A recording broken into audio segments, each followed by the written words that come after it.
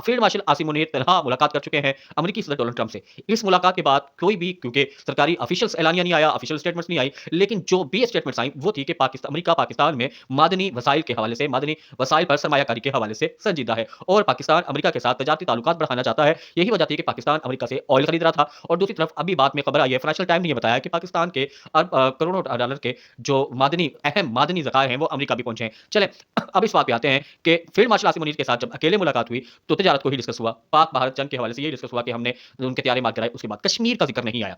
फिर आ जाए साबिक वजीर, अभी मौजूदा वजीर आजम शहबाज शरीफ के साथ अमेरिकी सदर डोनाल्ड ट्रंप की मुलाकात हुई, इसका भी कोई भी सरकारी एलामिया बाहर सामने नहीं आया, पाकिस्तान की जानिब से भी कोई सरकारी एलामिया सामने नहीं आया। बाद में जितनी भी गुफ्तगू हुई वो गजा के हवाले से हुई, जिसमें इसराइल हमास मुआहदे की बात होती रही, जो जंगबंदी के नुकात है डोनाल्ड ट्रंप ने पेश किए उस पर बात होती रही। साबिक वजीर आजम शहबाज शरीफ के एक ट्वीट में डोनाल्ड ट्रंप के नुकात की हिमायत की गई और एक जंगबंदी और सीज़फायर के नुकात की तारीफ की गई। फिर उसके बाद हमारे वज़ीर ख़ारजा इसहाक़ डार ने इसकी तरदीद कर दी और उसकी मुखालफत कर दी कि वो नुकात नहीं है जो डोनाल्ड ट्रंप ने। बहरहाल जो भी गुफ्तगू होती रही वो गज़ा के में सीज़फायर के हवाले से होती रही।